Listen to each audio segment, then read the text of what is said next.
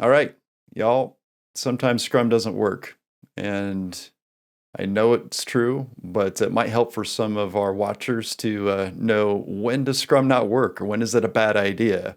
So that's the topic. Keeps coming up in our classes, even our Scrum classes. People are buying Scrum, but they shouldn't use it sometimes.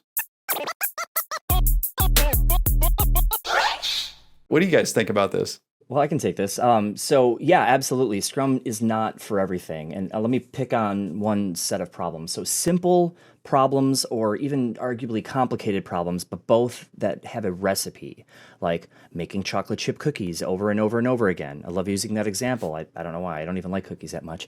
But when you're making the same thing over and over, why do you need a sprint review? It's the same thing over and over. Your stakeholders are like, this is the exact same thing I saw last week. Manufacturing automobiles, if it's the same car over and over and over again, nothing interesting about that. There's no uncertainty in the output. You know what you're building, you know how to build it. Scrum doesn't offer any benefits here. Yeah, that's kind of my thought on it. I mean, what about help desk? Jason, you were mentioning help desk at one point. What are your thoughts there?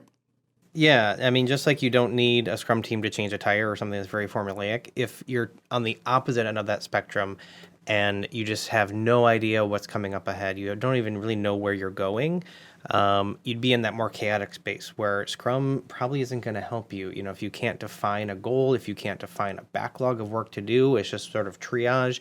An emergency room situation where it's just new things coming in the door, and or an IT help desk. I had someone in a Scrum class once that said, "Hey, this all sounds great to me, but I don't know what I'm doing Thursday until Wednesday at best."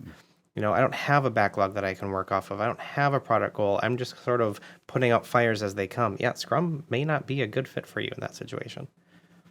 I've got something that's kind of a derivative of your help desk model, but I think what we find in some companies is there's more of a mandate model or more of a requirement-based building where, cool, we're going to use agility in our company, but there's still the mentality of these 20 requirements must be done by, and then there's a date out there in the future, November 13th, and everyone's locked into scope, time, and budget, and there's absolutely zero flexibility. Scrum doesn't really work in those environments. I really think of those as kind of a push system. There is not an opt-in for the type of work that's driven with problem solving. It's more of a mandate with requirements. Somebody from above, typically within the hierarchy, has said, make it so, and teams are there to hit a deadline no matter what. So I find that to be kind of a similar situation, but more of a mandate system, usually due to leadership styles and techniques. So those are three very different perspectives, and I like them. I think kind of blended, maybe that'll help some of our viewers know when not to use Scrum. It's not for everything. There's a time and a place, and there might be an evolution in your work cycle in which Scrum might be available, but hopefully this might help kind of be that litmus test for you.